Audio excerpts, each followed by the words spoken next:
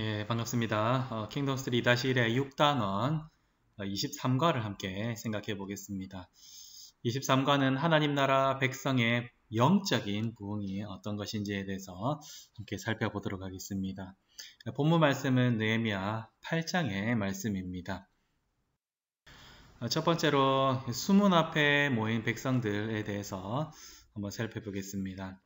이스라엘 백성들은 이제 성전을 만들었죠. 성전을 만든 거는 좀 오래된 일이긴 한데 성전을 만들고 그러고 나서 한참 시간이 많이 지났습니다. 시간이 많이 지나고 나서 그리고 성벽도 완성을 하죠. 성벽도 완성을 합니다. 52일 만에 했다고는 하지만 많은 공격이 있었습니다. 그리고 이제 엄청나게 중요한 일들이 제일 중요한 일이라고 할 수 있죠. 중요한 일이 남았는데 그래서 사람들이 막 모입니다.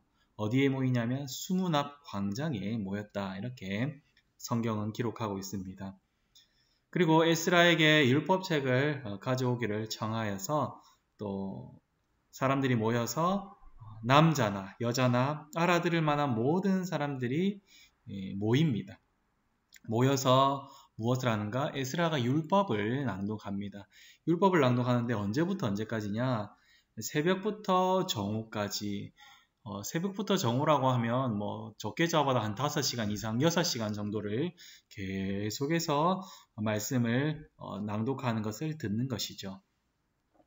에스라가 이 이스라엘에 온 목적이 무엇입니까? 이스라엘로 귀환한 목적, 13년 전에 에스라 레위인들과 함께 귀환을 했는데 그는 포로 귀환을 하면서 마음에 품은 뜻이 있었습니다. 그것은 율법을 연구하여서 준행하며 율례와 규례를 이스라엘에게 가르쳐서 그들이 지킬 수 있도록 그렇게 하는 그러한 뜻을 품고 그가 이스라엘로 다시 돌아온 것입니다. 백성들은 에스라가 낭독하는 율법의 말씀에 귀를 기울였습니다. 이들이 모여서 율법을 들은 날이 언제냐면 7월입니다. 7월. 성경에 보면 이 절기, 월 이런 것들이 6월, 7월, 4월, 3월, 1월 이런 것들이 나오는데 이 7월입니다.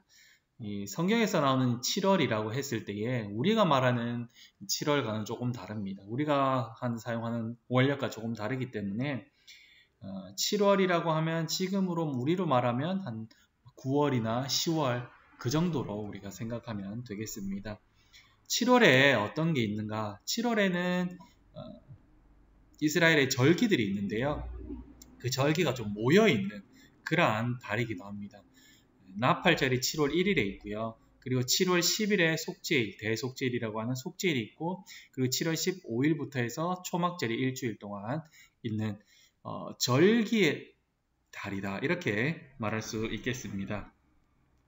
그리고 이래서 이제 절기가 모여 있는데 이스라엘에서는 이 7월을 신년, 새해로 보기도 합니다.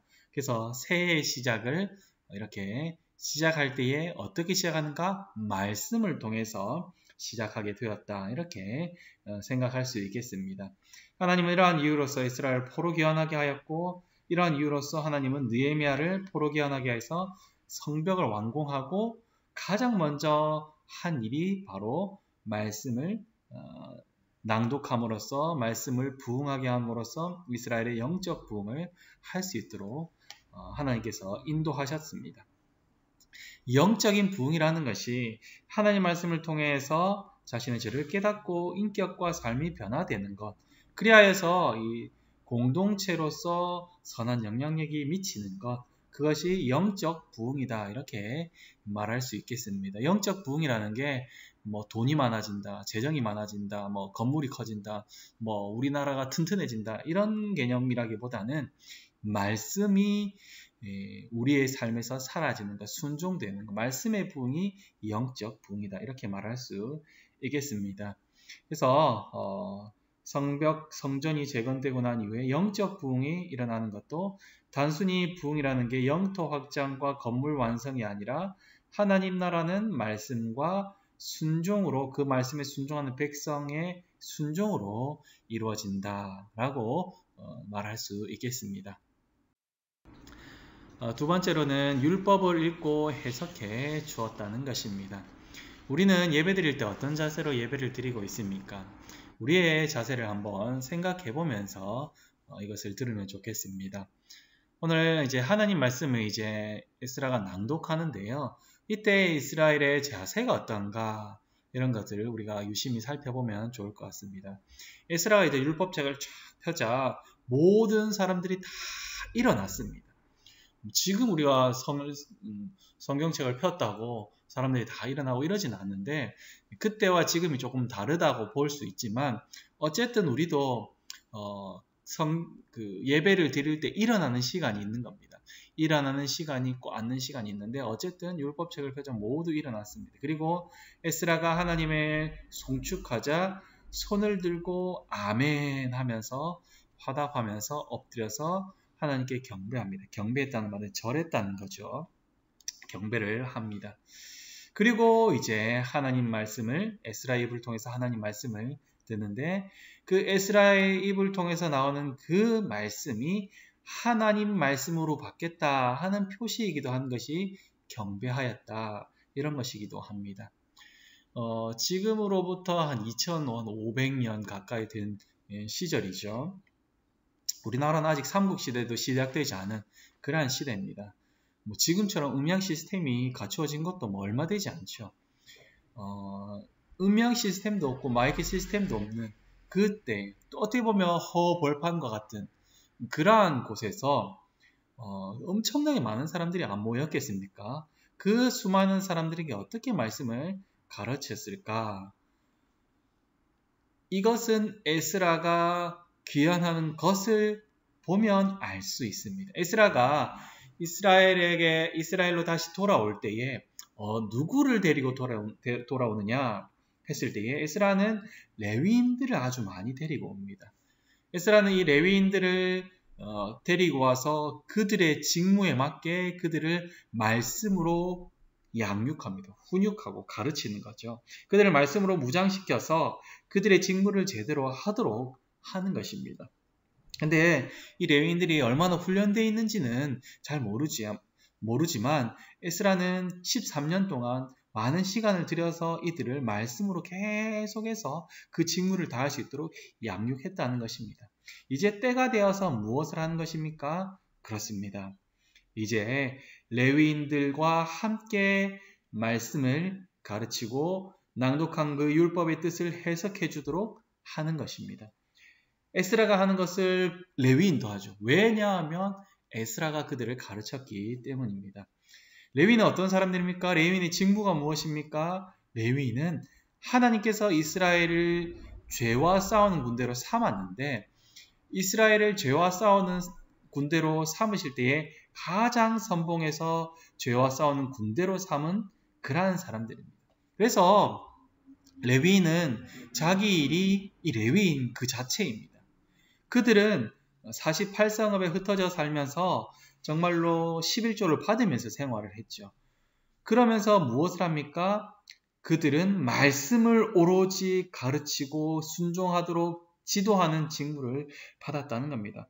예를 들면 성전에서 일하는 그런 것들도 있겠죠. 그러한 여러 가지 제사를 위한 어떤 직무들, 기구들을 잘 하는 그런 직무도 있지만 그러한 것들 모두가 무엇을 위한 겁니까? 정말로 죄와 싸울 때 가장 중요한 무기, 하나님 말씀이 바르게 서도록 하는 그 일을 위해서 레위인이 세움을 받았다. 그들의 직무가 그러하다는 것입니다. 그들의 직무가 이러하기 때문에 그들은 오로지 전무하도록 그들에게 48성을 주고 그들이 정말로 11조를 주고 그들이 이 일을 감당할 수 있도록 하는 것입니다. 그리고 이스라엘 백성들도 이들이 이 일을 전무할 수 있도록 하게 해야 한다는 것이죠. 어쨌든 하나님의 나라가 돈과 건물과 군사력과 이런 것으로 세워나가는 것이 아님을 하나님은 계속해서 말씀을 통해서 가르쳐 줍니다. 하나님의 나라는 무엇으로 세워집니까?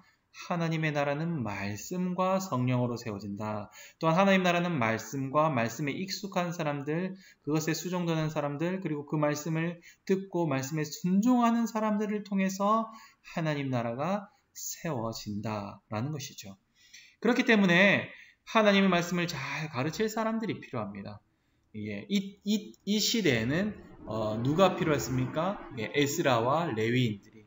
그리고 지금 우리에게는 누가 있습니까? 목사와 교사를 세웠습니다.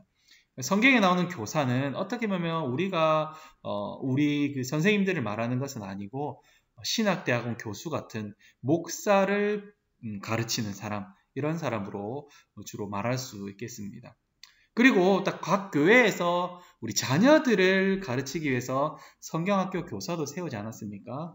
그리고 각 가정에서 또 자녀들을 가르치기 위해서 부모님들을 또 교사로 세웠다 하는 것을 우리가 꼭 알아야 됩니다. 그래서 우리 교회와 부모님이 연합하여서 합력하여서 우리 자녀들을 말씀으로 무장시키는 것, 그것이 우리가 할 일입니다. 우리가 해야 되는 일입니다.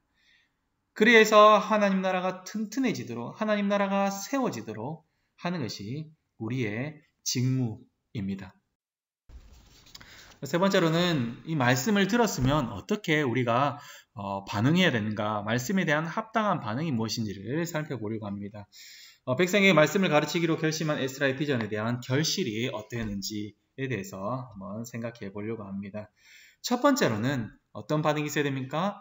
말씀을 드릴 때 백성들이 울었습니다. 오늘 말씀에 그렇게 나왔다는 거죠. 백성들이 우는 경우에는 뭐 여러 가지가 있겠지만 정말로 그 말씀이 은혜와 정말로 감사해서 우는 경우가 있겠죠. 그리고 이 경우가 오히려 더 많을 것 같긴 한데, 회개, 자신의 죄가 생각나서 너무 슬프고 정말로 통회하는 심령으로 우는 것, 그러한 우는 것도 있을 것입니다. 여기서는 슬퍼하지 말고 울지 말라라고 말하는 것을 보았을 때 이들이 아마 회개에 대한 통회의 눈물이 아니었을까, 이렇게 보여집니다. 어쨌든 말씀을 들었을 때 그 말씀이 깨달아지고 그 말씀이 나에게 하는 말씀인 줄 알고 그 말씀에 합당한 반응이라고 볼 수 있겠습니다. 아멘이라고 하는 것도 그렇고 그렇게 우는 것도 그렇습니다. 꼭 울어야 된다 이런 건 아니지만 우리가 정말로 그 말씀을 정말로 감사하게 또한 회개함으로 받아야 된다는 것입니다. 두 번째로는 가난한 백성과 함께 기쁨을 나누었다는 것입니다. 이 말씀이 나에게 하는 말씀이다 라는 것을 우리가 알아야 되는데, 느헤미야와 에스라와 레위 사람들은 백성들에게 슬퍼하지 말고 울지 말라라고 하면서 여호와의 성일이니까 가서 이제 먹고 마시라 라고 했는데, 그러면서 하나를 더 당부하는데 무엇이냐면 그 준비하지 못한 사람들, 아니면 준비할 능력이 안 되는 사람들, 그 사람들과 함께 기뻐하고 즐거워하라. 다르게 말하면 나누어 주어라 라는 것입니다. 우리가 교회에서도 설교단에서도 말씀을 듣죠. 말씀을 듣고 가난한 자들, 고아와 과부를 그 어려운 가운데서 우리가 돌보아 줘야 됩니다 라고 말을 하지만 설교를 듣고 우리가 가서 그렇게 하는 경우가 사실 많지 않음을 봅니다. 뭐 열심히 잘하고 있을 거라고 보지만 어쨌든 우리가 설교단에서 들은 말씀을 순종하면서 사는 것이 참 어렵죠. 그런데 우리가 제 교회에서 설교를 하고 나서 그 말씀에 순종하려고 애를 쓰고 말씀을 듣고 순종하는 사람들을 보면 설교자도 기쁘고 하나님도 너무 기뻐하시고 그 설교에 반응하여서 순종하는 그 사람도 기뻐한다는 것입니다. 오늘 말씀을 들은 느헤미야의 권면을 들은 이스라엘 백성들이 보인 반응이 바로 순종이었습니다. 12절에 보면 모든 백성이 곧 가서 먹고 마시며 나누어 주고 그게 즐거워하니 이는 그들이 그 읽어 들려준 말을 밝히 알미라. 밝히 알았다는 말은 듣고 깨닫고 그 말이 무엇인지를 알고 어떻게 했다는 겁니까? 그 말을 실천했다는 겁니다. 말씀에 순종했다는 거죠. 이들이 말씀에 순종하며 먹고 마시고 자기 배만 채우는 것이 그치는 게 아니라 말씀은 가난한 자들과 함께 해야 된다는 것을 깨닫고 그들이 그렇게 했다는 겁니다. 함께 크게 즐거워하였다는 것입니다. 말씀을 듣고 그치는 삶이 아니라 말씀을 듣고 실천하는 삶, 말씀에 대한 합당한 반응입니다. 세 번째로는 절기를 지킵니다. 초막절을 지킵니다. 성경을 계속 읽다가 보면 성경에 참 6월절을 지킨 거, 무교절을 지킨 거, 초막절을 지킨 것, 이런 절기들을 지킨 것이 그렇게 많이 나오지 않는 것을 볼 수 있습니다.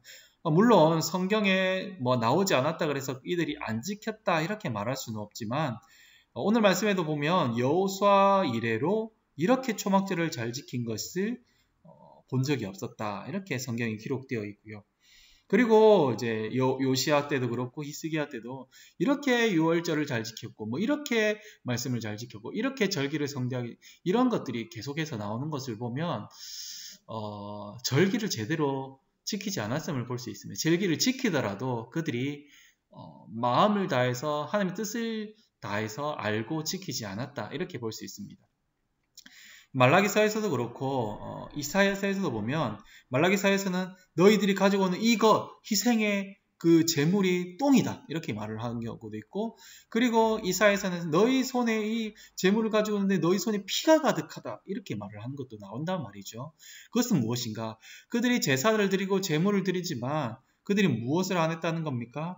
그렇습니다. 말씀을 깨닫고 말씀을 삶에서 실천하지 않았다는 것입니다. 거기 보면 가난한 자들과 고아와 과부를 그 어려운 가운데서 돌보지 않았다 하는 것이 계속해서 나오는 것을 보았을 때에 이것이 함께 가야 한다 하는 것을 우리가 알 수 있겠습니다. 그리고 이제 이 백성들이 초막절 절기를 지키면서 초막에서 생활할 때 어떻게 합니까? 가족들이 함께 생활하지 않겠습니까? 큰 초막이 아니라 작은 초막, 얼기설기 해놓은 그 초막에서 모여서 무엇을 합니까?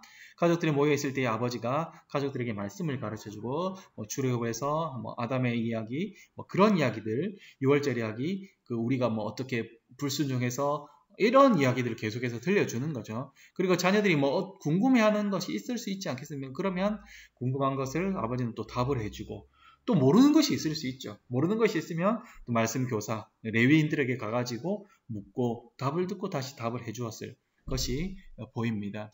어쨌든 이렇게 백성들이 말씀에 대한 반응이 느헤미야의 시대 이 시대뿐만 아니라 지금 우리의 시대도 아니 모든 그리스도인 하나님의 백성들이 있었던 시대에 당연한 반응이어야 한다는 거죠. 우리가 받아들이고 있는 웨스트민스터 신앙고백서 15장 생명이 이르는 회개 2항에 보면 백성의 마땅한 반응이 무엇인가 거기 보면 말씀을 들은 백성들은 말씀을 깨닫고 죄를 슬퍼하면서 말씀대로 순종해야 한다. 그것이 생명에 이르는 회개이다 라고 기록하고 있습니다. 간략하게 요약을 했지만요. 이러한 반응이 말씀을 들은 하나님 나라 백성들의 당연한 반응이며 이러한 백성들이 세워지면서 하나님 나라는 부흥을 한다는 것을 우리가 알아야 됩니다.